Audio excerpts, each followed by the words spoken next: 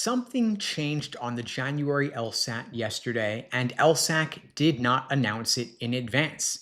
They didn't flag it, and until literally yesterday or this morning, their own website said that it could not happen. And so thousands of people walked into the January LSAT with a reasonable expectation, and then they opened up reading comprehension and realized that their expectations were wrong.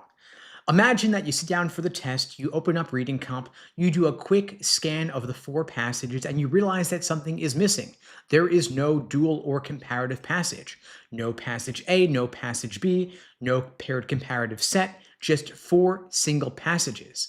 And you start freaking out, wondering if you missed something. And that split second of panic matters more than most people realize, because in that moment, the LSAT isn't really testing your reading ability, it's testing how you respond when your expectations break under time pressure and the knowledge of knowing that it's the real thing. And this sort of panic isn't because the content of the exam is hard or because the questions are tricky, it's because reality did not match your expectations. Your brain wasn't asking, what's the author's main point? It's asking, is the test broken? Did LSAC screw up? Did they make a mistake? And that single question can, of course, spike your adrenaline.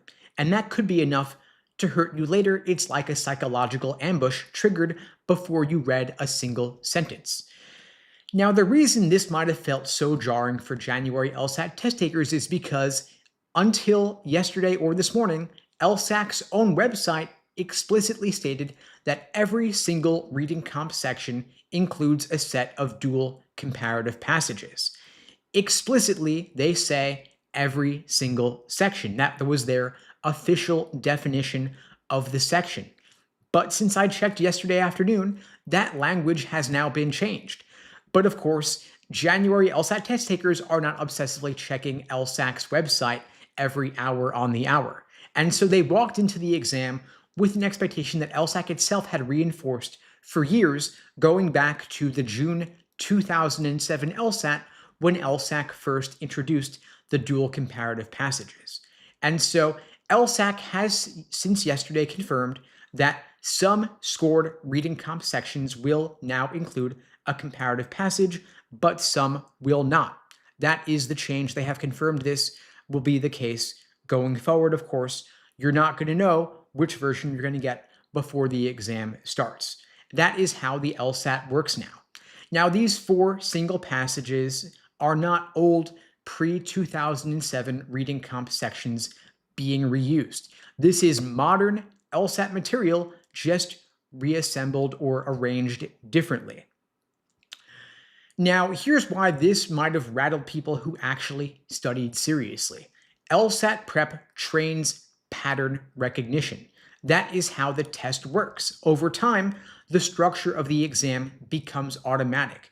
You don't consciously think to yourself, one passage is going to be comparative. You just feel it and you expect it. You budget your time to account for it. And so when that expected structure disappears, your brain doesn't smoothly adapt. It stalls, it sputters out, and that happens before you read a single sentence.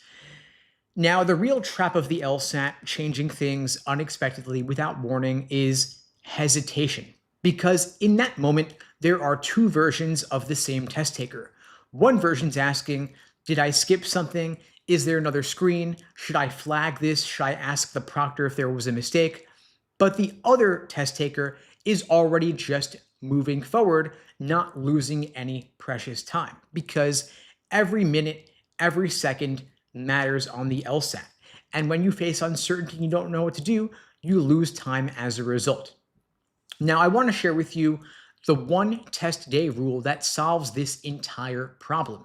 And it's simpler than most people expect. Going forward, now that you're aware of the change, on test day, you do one fast structural scan of the reading comp section, just to confirm what's there. If it's four single passages or three singles and one dual or comparative set. That way, you don't search for anything that isn't coming. You're not arguing with the test. This will protect your focus, because the truth is that, of course, your reading comp approach should never depend on the type of passage that you're dealing with. Whether it's single or comparative, your core job will always remain the same. What's the author doing? how is the passage organized, which viewpoints matter, and where does the author stand? Those questions never change. Now, I want you to be very clear about what not to do when something unexpected shows up on test day. First, I want you to avoid rereading the instructions because if something actually were wrong, rereading wouldn't fix it. All it's going to do is burn valuable time and cause you doubt. Second, don't search for missing screens. There isn't another page loading. There isn't some hidden passage coming. Looking for something that isn't there just keeps you stuck in the uncertainty. And third, don't mentally renegotiate the test. Don't argue with it. Don't replay what you thought would happen. Don't tell yourself this isn't fair. None of that matters. None of that's going to help. That conversation, that kind of arguing costs you valuable focus and you're never going to get it back. And finally, don't burn time trying to confirm anything. Confirmation is a luxury that you do not have on a timed exam like the LSAT. The rule here is simple. If the section loads cleanly, the test is good. Your job is not to verify the test. Your job is just to take it and solve the questions. Every second that you spent doubting the setup is a second that you're not earning points. Now, there is a benefit to the recent LSAT change despite the uncertainty they've caused, because for many students, 4 single passages is actually easier than dealing with dual or comparative passages. The comparative ones are often slower. You've got more viewpoints to navigate, more to synthesize, more mental overhead. And even strong readers spend extra time just getting oriented. So if the comparative passages usually drain you, this version of reading comp might actually help if you don't sabotage yourself with all the self-doubt. So anytime a passage presents competing explanations, historical shifts, or academic debates, you're still doing comparative reasoning even within a single passage. Now, what the LSAT is really testing with these recent changes is part of a bigger pattern. The LSAT went digital in 2019. They removed logic games in 2024. There have been a couple format changes since the pandemic, and now we're seeing more silent format shifts like this one this week. And each time the LSAT changes, people feel blindsided, and that's understandable. But the underlying content of the exam hasn't really changed. You could say the entire LSAT is a test of reading comprehension and pattern recognition. And the modern LSAT going into 2026 increasingly rewards adaptability under uncertainty. Those who score the highest on the LSAT aren't those who get the test they planned for. They're the people who handle the test they're given. They adjust to the uncertainty in all the recent LSAT changes. And so the reframe I want you to take away with you is that this uncertainty was not an accident. Uncertainty itself is part of the test now. And so if you open reading comp and there's no comparative passage, your mindset is simple. Nothing's missing, nothing's broken. This might actually be an opportunity because while everybody else is burning time second guessing the section, you're already reading. Your comm could be a competitive advantage. Now, to that point, one important thing to understand is that this disruption, this change unannounced, did not affect everybody equally. Beginners were actually the least affected because if you're new to the LSAT, you don't have the right expectations yet. You're still reading passages one at a time, you're still figuring things out. And so when something looks different, you might not even be aware that there is a change. Then at the other end of the spectrum, you have elite scorers who are aware of what to expect, but they're still able to adapt quickly. They notice the change, they register it, they say, that's interesting, and then they move on. Their focus is tied to execution, not any particular format. So the group that is actually hit the hardest sits in the middle, roughly the 165 to 170 range, because these are strong test takers, they've studied seriously, they've built the habits, and they've internalized the timing patterns and the section structure. And that's exactly why this kind of surprise is dangerous for them. These mid-high scorers rely heavily on procedural comfort. They know what the section is supposed to look like, And that comfort can turn into rigidity when they're not able to adapt to a sudden change, because the mental script they've been running no longer matches reality. And so that's the reason why two students with the same reading ability can walk out with different scores. The difference is how quickly they're able to adapt to let go of the plan and deal with a test in front of them. And the ability to deal with uncertainty to navigate the changes, that actually relates to law school and what you do as an attorney. Because in law, the facts don't change because you prepared for a different version of the case. The case you get is the case you argue, and that is the skill being tested on the LSAT today. Not whether you can execute some perfect, planned out plan, but whether you can let go of the plan when reality refuses to cooperate with what you planned. Law school works the same way. Cold calls are unexpected. They don't follow your outline. Exam fact patterns don't match your study guide. Professors will introduce twists on purpose. And strong students don't freeze, they adjust. And so when reading comp looks different from what you expected, the test is asking, can you work with what's in front of you calmly under pressure? Now, a lot of folks have been asking me why LSAC might have chosen not to announce the recent change to reading comprehension, because LSAC could have easily made a big announcement like they did back in 2007 when the dual passages were first announced. LSAC could have said a couple months ago that going forward, some reading comprehension sections may not include a comparative dual passage. Just one sentence sent in an email or even a tweet would have been enough. Instead, they chose to say nothing, which I think was not the right move, but they're going to do what they're going to do. And we don't have any official explanation for why they failed to make an announcement, but we can talk about incentives. And there are two big ones I've got on my mind this week. The first possibility is that they wanted to reduce score inflation without increasing the difficulty level of the test's content, because LSAT score inflation has been a real issue over the past couple of years. More high scores, LSAT medians rising, more pressure on law schools to differentiate applicants. And LSAC has a strong incentive to preserve score spread without officially making the test harder. And so quietly changing the format of the test without announcing that change in advance does exactly that, because on paper, nothing's changing. The scoring is the same. The content is the same. They're not increasing the difficulty level of the questions or the passages, but they are introducing uncertainty. And uncertainty does not affect everybody equally.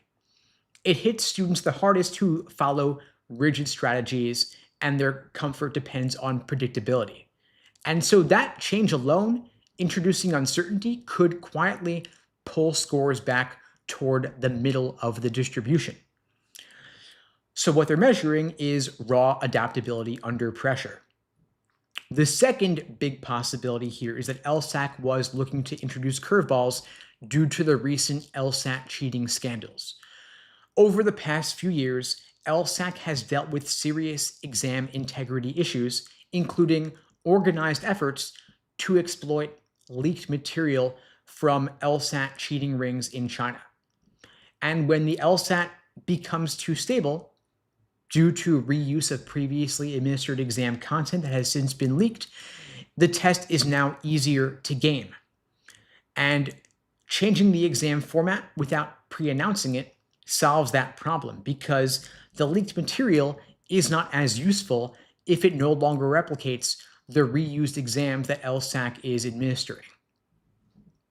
That, again, doesn't require any harder questions, just introducing more unpredictability. And of course, this doesn't mean that LSAC is trying to trick anybody except maybe the cheaters. And it doesn't mean they were targeting January LSAT test takers in particular. It's just the incentives here. LSAC discontinued LSAT testing in mainland China after the October 2025 LSAT. January would have been the first LSAT administration in China, but of course they're not doing it there anymore. And they want to make sure they preserve the integrity of the test for anyone who might be trying to cheat outside of mainland China. Again, this is just incentives here. LSAC might be moving toward a test where structure is less guaranteed and flexibility matters more. And whether it's about score inflation, test security, or both, the result is the same. LSAC is increasingly testing how you are able to perform when the plan changes. And the good news is that you don't need to guess LSAC's motives to prepare correctly. You've just got to accept the new reality. LSAC may and likely will make changes again without announcing them in advance. They might slightly vary the structure of the exam, and there's no certainty about what the exact format will look like. And so the advantage here now goes to students who see what's in front of them and are able to adjust. And if you'd like my help navigating this new reality, whether you're preparing for the LSAT in February, April, June, or beyond, I'm offering free LSAT tutoring lessons to everybody watching this now or later. The link is unpluggedprep.com/start.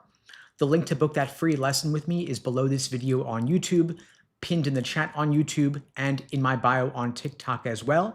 That's an open offer to everybody watching this now or later. Again, the link is unpluggedprep.com/start. I'm happy to help you out and help you craft your plan of attack for whenever you're taking the LSAT going forward. And by the way, if you find these lives helpful, I do these every single weekday, same time, same place, 2 p.m. Eastern, 1 Central, 11 Pacific. If you find this helpful, please spread the word on Discord, Reddit, Facebook groups, wherever you're communicating with others who are studying for the LSAT. Happy to help you out. And I see a ton of questions here in the chat. I'll get to as many as I can. Keep them coming. Drop them in. I'll get to as many as I can over the course of today's live. Tryon is asking, if you are granted accommodations, how would that work on test day if I'm granted more time? And so LSAC has become a lot more liberal in granting accommodations for extra time and extra breaks. That is actually one of the contributing factors to the LSAT score inflation I was mentioning earlier. And so accommodations, you typically get them for things like ADHD, anxiety. You could even get them for migraines, for example. You can also get accommodations for paper and pencil tests in addition to getting time and a half or double time or unlimited stop-start breaks. The way it works is that you submit a statement of need from a qualified professional like a medical doctor or a psychiatrist, documentation speaking to your reasons for needing the accommodations. And let's say, for example, that you get time and a half, which is the most common accommodation. That means that rather than getting 35 minutes per section on the LSAT, you are now getting 53 minutes per section. And so you will receive approval of your accommodations well in advance of your official LSAT date. That way you can prepare accordingly and take your practice tests with the time and a half accommodations. And note, by the way, that time and a half brings your LSAT duration from roughly 2.5 hours to roughly 4 hours, which means that pacing is less of a challenge, but endurance becomes a bit more of a challenge. So take your practice tests accordingly with the extra time. Then your proctor will confirm your accommodations when the test begins, and they will give you the time that you deserve, assuming that everything goes smoothly. And of course, at LSAT Unplugged, we do adjust your LSAT study plan to account for whatever accommodations you might have. We craft for you a personalized plan of attack, considering that, of course, you will need to work more on your endurance given the longer LSAT exam duration. Folks often underestimate just how long a sitting it is to do 4 hours or even 5 or 6 hours of LSAT questions in one sitting. It becomes pretty taxing. Your brain might be fried by the end of it. That's all to be expected. And so you just got to take more practice tests to account for that. Any follow-up questions, feel free to drop them in the chat. I see Gabrielle saying, I take the LSAT on Saturday, first time. Good luck, Gabrielle. I hope that you crush it. I might recommend taking one final practice test today, if that, but don't feel the need to. Definitely don't do anything tomorrow because you want to walk into it on Saturday feeling fresh, cool, confident, and ready to crush it. This is not the time to cram the test at this point. Either you know it or you don't. The LSAT is not a test that you cram for. it's a test of pattern recognition. And so trust in your prep up to this point. Tomorrow, just take it easy, take a hot bath, go for a walk, get a massage, watch Legally Blonde or Suits, whatever you like to do to just kind of wind down and take it easy so that you can go in on Saturday feeling confident. Maybe do a couple of warm-up questions before the test itself starts. So a favorite reading comp passage, a favorite couple of logical reasoning questions, things you've seen before, things you feel good about. Again, not the time to challenge yourself with anything new. So really just day of, you do your warm-up questions prior to the exam starting. As soon as you wake up, get together your government-issued photo ID, your scratch paper, number 2 pencils, erasers, all that good stuff, of course. You could even lay those out the night before. But you want to be ready the moment the exam starts to jump in with question number 1. Again, any follow-up questions, feel free to keep them coming here. I see Vine is asking, what year of undergrad would you recommend to begin fully studying the LSAT? So freshman year is probably too early. I'd say freshman year, maybe also sophomore year, just focus on maintaining a high undergraduate GPA and enjoying college. Also, it's a good time to look around and check whether you're certain that law school is in fact the path that you want to pursue. Talk to some attorneys, maybe even get a legal internship if you can. Verify for yourself that this is the best path forward for you. And then you could maybe in spring semester sophomore year or fall semester junior year, you start studying for the LSAT and maybe you take it in spring of junior year. So I think an optimal, for those of you who are juniors, by the way, and you're starting your spring semester, maybe you aim to take the LSAT in April or June for your first take, and then take it in the fall for your second take. So if you're planning ahead, maybe you start now, take the LSAT in April, roughly 3 months from now, and then you take it in June for your second take as a backup administration, work on your application essays over the summer, and then apply the second applications open in the fall, September 1st or September 15th. Alternatively, you could take the LSAT in June as your first take it in August as your second take, and still apply the second that applications open in the fall. So either way, you're able to apply early in the fall semester of your senior year to start law school 1 year later. That way, you can go directly from undergrad into law school with no gap in between. If you want to take a gap year, of course, that's totally fine. It's your choice. There's no right or wrong answer about this. If you're confident law school is what you want to do, of course, you might want to just go direct so that you're not wasting any time. But if you are working part-time or full-time as a paralegal, for example, and you're getting some work experience, saving up some money a little bit, for example, making sure law school is really what you want to do, that's also a perfectly fine approach to take.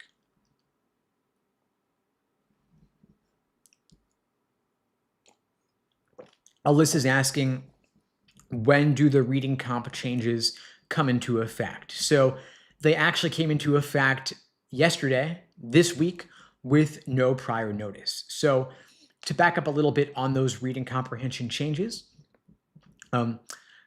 with the introduction of the modern LSAT format in June 1991, the LSAT had, in reading comprehension, 4 single passages, each one on a different unrelated topic. So you'd have 1 passage on natural science, 1 on social science, 1 on humanities, and 1 on law. Then, starting with the June 2007 LSAT, LSAC replaced 1 of the single passages with a set of 2 dual or comparative passages on a related topic, still, though, that pair being on natural science, social science, humanities, or law. Now, the nice thing LSAC did back then is that several months prior to introducing the change with reading comp, bringing in dual comparative passages, they announced well in advance, and they provided sample passages as well. They gave the June 2007 LSAT away for free as a PDF so that you could see some examples of what the new reading comp section looked like. So students were not thrown for a loop, not taken by surprise. They had plenty of notice of the change. They also announced, of course, well in advance, that they were going to remove the logic games section after the June 2024 LSAT and replace it with a second scored logical reasoning section. Unfortunately, they did not provide any advance notice of this most recent change, where some test takers get the original reading comp format with 4 single passages, and others get the dual passage format. So when you open your official LSAT exam and you turn to the reading comp section, you might have a dual passage, you might not. It's random, seemingly random. There's no prior notice as to which version you're going to get, and LSAC did not tell anybody prior to this week of the change. And even if you were to go on LSAC's website yesterday, it would reflect the format for the past nearly 20 years, that every reading comp section had one set of dual comparative passages. They updated or made a change sometime in the past 24 hours, where now, quietly, without notice, they changed their website wording to reflect that you might or might not get the dual comparative set. And so anyone taking the January LSAT yesterday was thrown for a bit of a loop if they had the change reflected on their exam. But good news for the rest of you is that if you're taking the LSAT today, tomorrow, Saturday, or February, April, June, or beyond, you now can go in informed, knowing, not by LSAC, but by folks like myself, that you might or might not get the dual passage. Not a big deal for most folks, but I think the issue is, like I was saying earlier, if you are one of those students in the middle where you are relying on the test having a predictable format that you're aware of, and then you are thrown for a loop. So the top test takers are the ones who are able to navigate uncertainty and deal with the changes that come their way, trusting ultimately in your skills. And yes, this will be recorded, by the way. This is all on the YouTube channel. You can access the recording of this live and all my other lives through the link in my bio on TikTok and Instagram. It's all archived in the live tab of the YouTube channel, LSAT Unplugged. Now, Chukot's Law is asking, what do I mean when I say the LSAT is all about pattern recognition?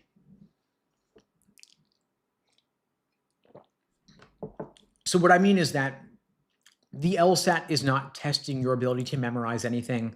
Flashcards are really of limited usefulness here.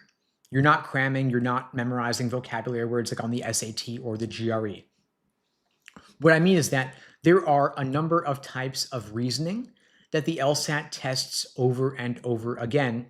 And if you can familiarize yourself with those methods of reasoning, as well as the associated tricks and traps, the flaws, the assumptions, the gaps, then you will have a certain degree of muscle memory so that when you see a new argument on the LSAT, you will be able to almost subconsciously relate the new argument back to those you've seen before in the past. So for example, you have a lot of arguments on the LSAT dealing with correlation and causation, confusing necessary and sufficient conditions, ad hominem personal attacks, system effect. All these kinds of reasoning, some simple, some more complex. And so when you see a new argument, ideally, you're going to be able to relate it back to one of those previous examples that you've seen in the past so that you are not reasoning through the new type of argument for the first time on your official LSAT when the clock is ticking. So what separates an experienced test taker or tutor or teacher from a new student is that we have more exposure to the methods of reasoning, the tricks, and the traps. And so we're not reinventing the wheel. So one reason I can solve LSAT questions faster than a lot of other folks is that I have thousands of examples under my belt. And so when I see a new argument on climate change, but I've seen the same type of reasoning come up with car accidents or heart disease or dinosaur extinction, I can solve it faster because I have the muscle memory. Just like an Olympic athlete has muscle memory when it comes to swinging their tennis racket, for example. They've done the drills, they've practiced. And so what you want to do is you want to practice as well. And the good news is there are literally thousands of LSAC questions that you can study from. LSAC has made 4 exams available for free on lsac.org in your free Law Hub account, open to anybody. Then for a subscription of $120 a year, you get access to dozens of additional LSAT exams. In total, you're getting access to roughly 8,000 official LSAT questions, which is, of course, more than enough material for you to study. And so even if you did only a tenth of those, that might well be enough material for you to get sufficient exposure to the different patterns on the exam. So all this to say, proper preparation can help you navigate a lot of challenges like all the recent LSAT uncertainty. It can help expose you to the patterns of the test so that you'll be able to solve LSAT questions faster with higher accuracy. And if you want my help navigating the challenges, exposing yourself to the patterns, understanding them on a deeper level, I'm offering free LSAT tutoring lessons to everybody watching this now or later. The link is unpluggedprep.com/start. I'm happy to meet with any and all of you personally, one-on-one, now or later, for a free, no obligation, private LSAT tutoring lesson. We'll meet over video together. We'll do an LSAT question or two together. We'll talk through your plan of attack, help you design your study plan for whenever you're taking the LSAT, whether it's 1 month away or 3 months away, 5 months away, or beyond. I'm happy to help you figure out your plan of attack. Head Honcho is saying, OMG, you were my LSAT tutor like 4 years ago. Awesome. Well, I'm glad you're here. Welcome back. Hope that you're succeeding in law school, crushing it, passing the bar exam, becoming an attorney. Feel free to reach out to me personally. I'd love to hear about what you're up to these days. Always love hearing from former students. Drushmu's asking, if I have a 3.76 GPA as a comp sci major, what LSAT should I be comfortable with for the T14? So the top 14 law schools all have LSAT medians of roughly 170 to 174. And so if your GPA is a 3.76, that is slightly below on the GPA median. The GPA medians are all roughly 3.9. And of course, being a comp sci major, you probably have not benefited as much from GPA inflation as other folks might have. But regardless, numbers are numbers. Law schools are not paying too much attention to your major because the American Bar Association doesn't factor that in. US News doesn't factor that in. GPA is a GPA. And so your GPA is going to be slightly below median for T14. So you want to be a bit above LSAT median to balance that out. So I'd aim for ideally a 175, 177 LSAT just to maximize your T14 admissions. And feel free to reach out to me if you want to talk through more what it would take to get into the 175 plus range.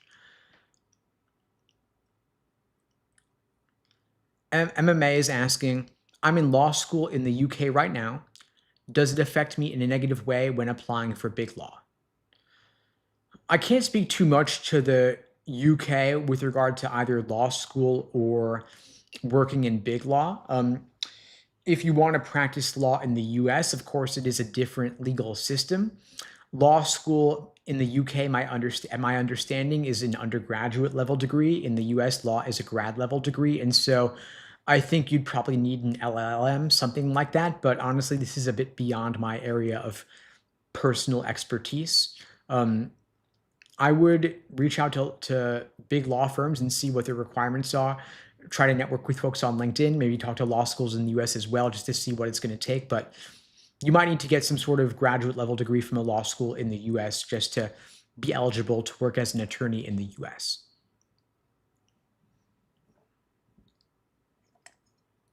Battlebugs is asking, what do you believe is the weight of an LSAT score in the overall application for law school? So when it comes to law school admissions, your LSAT score is the biggest factor, number one.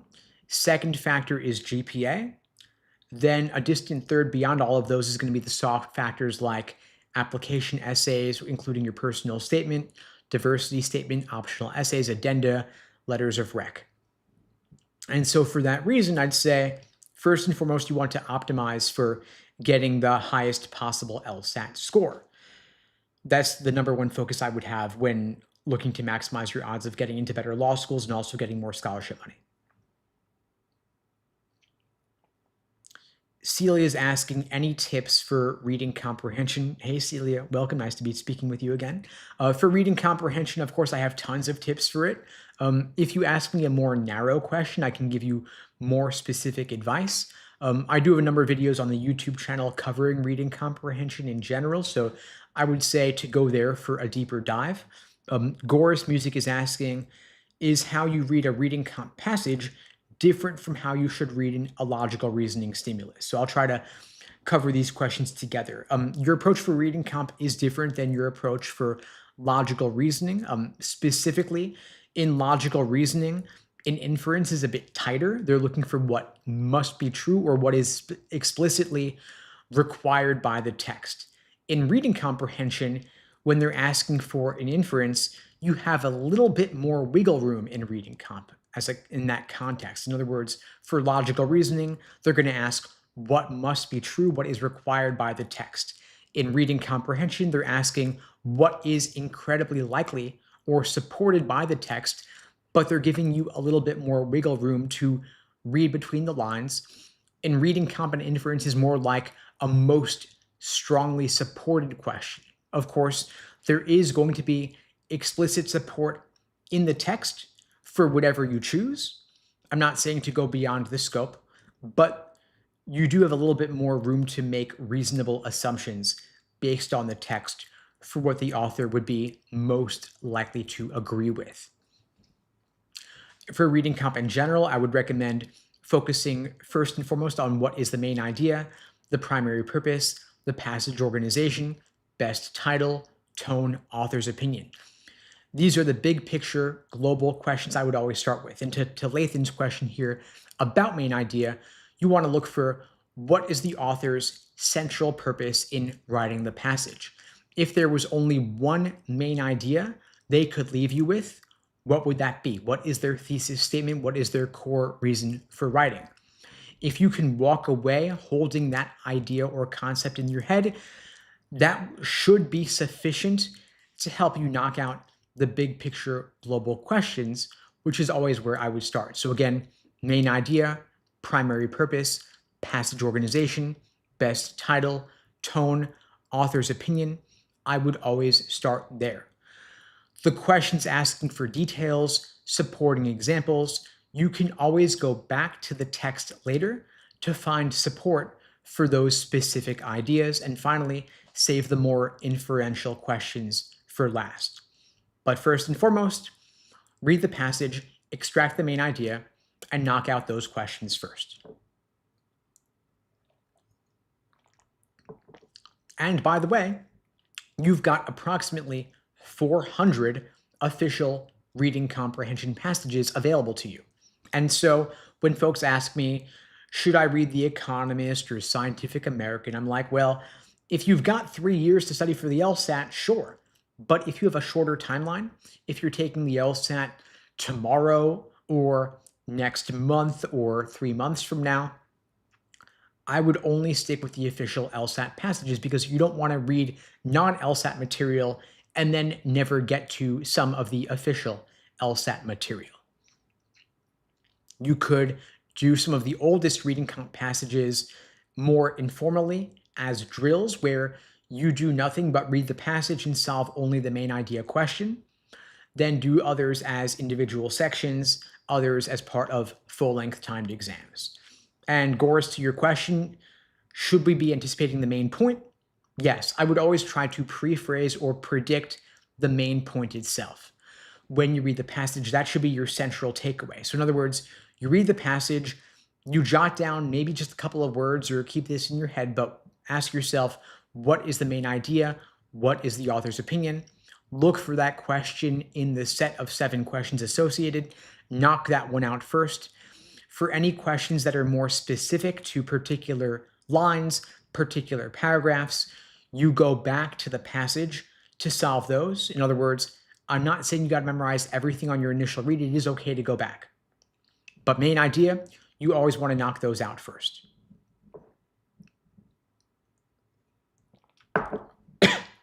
Scanning through here for other questions. Trevor's asking, my daughter has a 3.8 GPA, a college athlete. great letters of rec, but a 143 LSAT. Can she still apply to mid-range schools? I mean, technically you can apply anywhere. You can apply to Harvard if you want, but with a 143 LSAT, I don't think that LSAT score is strong enough to make it worth applying right now. The 3.8 GPA is great. Having great LORs is also great, but the LSAT score is the biggest factor in the law school admissions process. So I would recommend first retaking the LSAT, getting a stronger score, and then applying. Because right now, honestly, with a 143 LSAT, your daughter is not going to get into any law school worth attending, in my opinion. Just, it's a harsh reality, but it's the truth. I'm not going to sugarcoat things because nothing less would serve you. 3.8 GPA plus a 165 LSAT is going to have radically better outcomes than a 143 LSAT application would. With a 165 LSAT, you have much better acceptances, getting into better schools, getting more scholarship money. And the reason to get into better schools with more scholarships is to get better employment outcomes, better bar passage rates, and to minimize the debt. I'm not sure if you got to look at the stats for yourself. Don't take my word for it. Look at the ABA 509 reports. They were just released a week or two ago, I think. And so in those 509 reports, you'll be able to see the LSAT medians and the GPA medians for every single ABA approved law school in the country. And the truth is that LSAT score inflation is real. And so LSAT score medians are rising more and more over time. And so a 143 LSAT is worse than it used to be. There's no better way to say it, honestly. We got to get you above the 155 threshold at minimum, if not 165 threshold, just to get into better law schools, to get more scholarship money. So I would strongly recommend retaking. And the LSAT is offered 8 times per year. Coming up, we've got February, April, June, and then we have several more coming up in the second half of this year. Last year, it was offered August, September, October, November. It'll probably be similar this year, so plenty of chances to retake, and it's worth delaying a cycle to get a stronger application in to get higher LSAT numbers when applying. Just going to scan through for more questions here. I'm Not Thonda says, I was convicted of a nonviolent felony. Can I reapply next cycle? Yes, you can. You can certainly reapply to law school with any sort of criminal record, whether violent or nonviolent, misdemeanor, felony. Law schools do still want your application. You will need to complete a character and fitness statement. Those statements vary by state based on what the state bar asks you when you go before the bar to get your attorney license. In some states, they ask whether you were arrested. Others, they ask whether you were convicted. If you were convicted, of course, you will need to disclose that. So be forthright, be honest, don't hide anything. Be matter of fact about the facts. Don't excuse what happened, but do explain it. Don't be overly flowery about it. Don't make excuses. Don't blame other people. Just be straightforward about what happened and why, and let them know what you learned from the experience, and of course, give them reason to believe that nothing similar will ever happen again. You can frame it as a growth experience, a growth story, and it doesn't need to hurt your application. In fact, it could maybe potentially help your application if you're sufficiently introspective about the experience. And you could write multiple essays about it from different angles if you wanted to, depending on the particulars. And then, by the way, if you want to talk through your situation, that's an open offer to everybody watching this. Feel free to book a private one-on-one tutoring lesson with me, totally free. The link is unpluggedprep.com/start. The link is below this video on YouTube, pinned in the chat on YouTube, and in my bio on TikTok as well. Open offer to everybody watching this now or later. Gwen is asking, my best friend has taken the LSAT a few times now. As a friend, what can I do to help them mentally? Awesome question, Gwen. I'm glad you're here helping out your friend. I guess my first thought here is to just be supportive in terms of motivating them, giving them the space to study for this, so not guilting them if they're not able to hang out because they're busy studying. Provide them with a supportive study environment, get them snacks, order them dinner, cook for them maybe, hang out for a study session if there's something that you can do while they're studying. Maybe you're studying also or reading a book or what have you, but help them carve out the space to make this a priority for them and support them however you can. If there's guidance they need or recommendations, if you want to talk through LSAT questions with them like a study buddy would, talk through LSAT arguments or passages, and that could be motivating and helpful, of course. I find that a lot of times the students, when they're doing this in their own head, they don't go deep enough in their analysis of questions. And so being able to talk it through with a study buddy, a coach, or a tutor can do a lot to help you more fully articulate your thought process and get down to the root cause of what you're getting wrong and why, so that you can avoid making the same mistakes again. We actually have a framework for this process at LSAT Unplugged called the Socratic Review Method. It's the cornerstone of our courses and coaching, and the way it works is we ask you a series of guiding questions to talk through exactly what led to the root cause of your mistakes. And so was it the passage, the question stem, or the choices? Was it a tempting wrong answer or an unappealing right answer? Because if we can get to the root cause of your mistakes, we can help you avoid making them next time around. And of course, feel free to send the link to this live over to your friend if they're on TikTok, and I'm happy to meet with them personally as well and help them talk through their situation. And I'm actually offering these lives every single weekday, same time, same place, 2 p.m. Eastern, 1 Central, 11 Pacific, here on YouTube, TikTok, Instagram, wherever you're watching this. And so if you or your friend want to come back tomorrow, happy to talk through things further with them as well. And please spread the word, of course. The only way these lives grow is through word of mouth. I don't do any advertising for these, and the algorithm doesn't really boost these lives because they can't run ads during them. And so word of mouth is the best way to help grow this. And the more it grows, the more I'll expand these over time.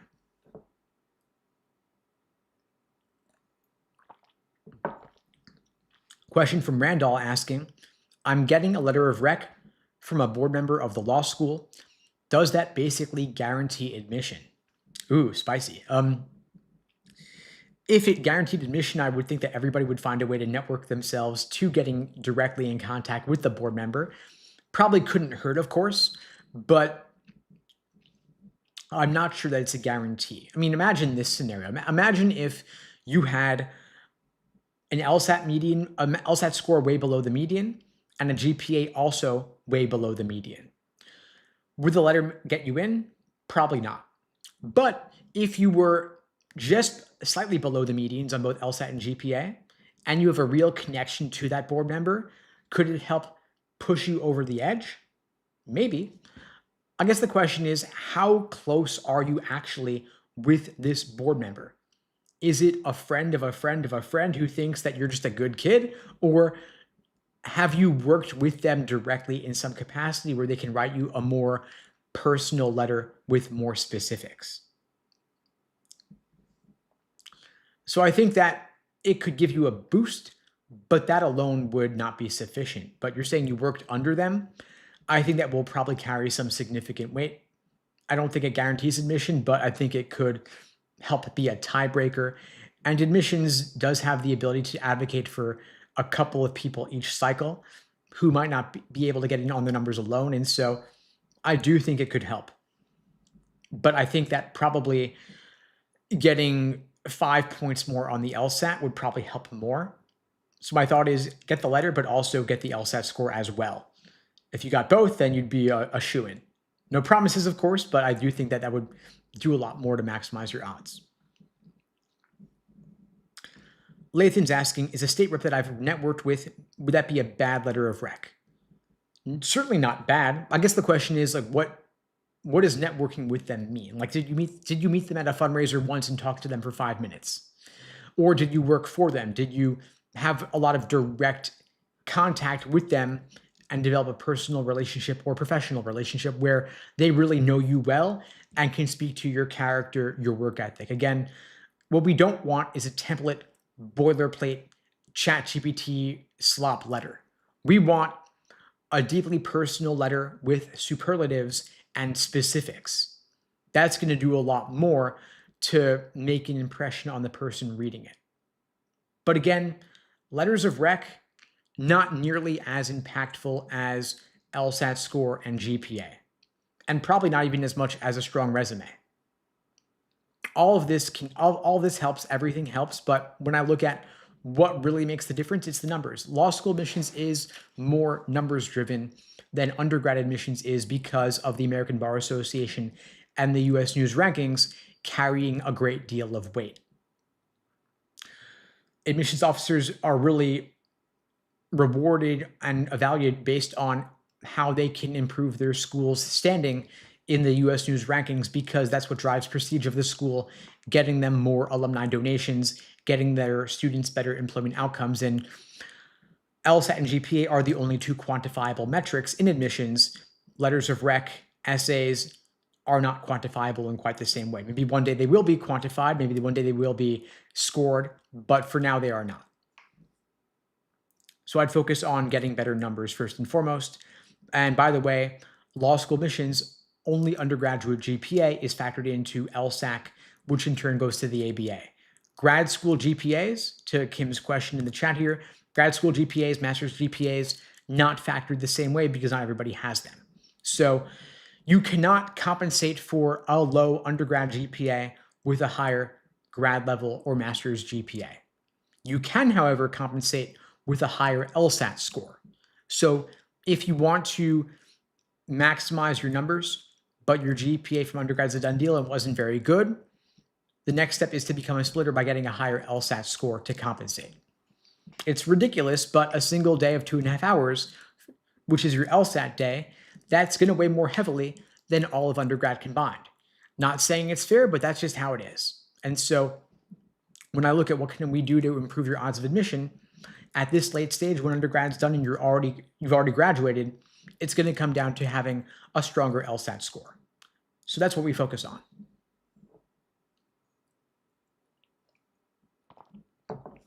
Cutest Rescue is asking, if you failed a class in undergrad, does that mean your chances at law school are gone? No, they're not gone, but they will see the failure, they will see the F, and they're going to want to know what happened. And so you're probably going to want to write some kind of addendum or short essay explaining why you failed the class, what happened. Was there some sort of personal crisis or emergency? Did you get sick? Was there a family issue?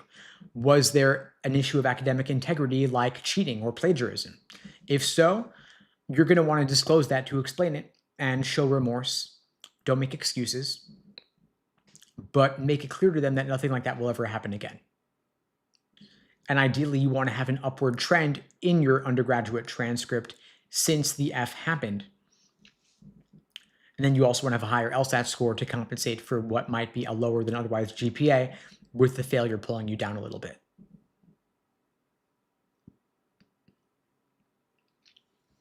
Just scanning through here for more questions. Please keep them coming. I'll get to as many as I can. Aphrodite's Jazz is asking, why is April too late for the current cycle? Well, it's because it's past a lot of law schools' deadlines. Most law schools will take the results of the January LSAT as well as the February LSAT, but they have to insert a deadline at some point, and usually that is around late February or early March. And so the April LSAT puts you past that date. They just got to have a cutoff somewhere, and that cutoff is typically after the February LSAT. And so if you are at a point where the next month of studying will not be enough for you to reach your full potential on the LSAT and you need to take it in April instead, you have two choices. You could either take the LSAT in April, work on your applications over the summer, and apply this fall, the second that applications open, to start law school in fall of 2027. Or you could study for the LSAT between now and April, take it in April, work on your applications simultaneously, and then reach out to law schools, see which ones will still take the results of the April LSAT, apply late in this cycle, and then start law school this fall. The benefit of that latter approach is that you're not delaying things by a year. You're an attorney 1 year sooner. But the downside is that when you apply later in the cycle, at the tail end, there is usually less scholarship money available, and it's also a little bit harder to get in. That being said, there are still plenty of people who do that. It's still okay, but the outcomes are not quite as good as if you were to wait a year. But there are plenty of schools, not the top ranked ones, but many others, that will still take applications for those who take the April LSAT, and some even from those taking the June LSAT. Now, one thing you've got to know is that there are a lot more people applying to law school this year than in the past. There has been a surge in the number of law school applicants this year. Applicant numbers are up roughly 50% over the past 2 years. And so for every 100 people taking the LSAT and applying 2 years ago, there are now 150 people applying for the same number of seats. And so it's gotten more competitive, more reason to apply with the highest LSAT score possible, and more reason to do things earlier rather than later. Now, that being said, the January LSAT is not too late. The February LSAT is also not too late, and it's better to apply a bit later in the cycle with a higher LSAT score than to apply earlier in the cycle with a lower LSAT score. But everything only up to a point. Point being that while February is still okay, April's kind of pushing it. Some law schools will take April LSAT results and some will not. Now, if you really want to apply this cycle, take it in April, start law school this fall, you can do it. But the best way to do it and get the best outcomes, best admissions, and best scholarships is by getting the highest LSAT score possible. Kim is asking me here to explain about scholarships in law school. Law school scholarships, you have need-based, which are based on your income, on your tax returns, your FAFSA.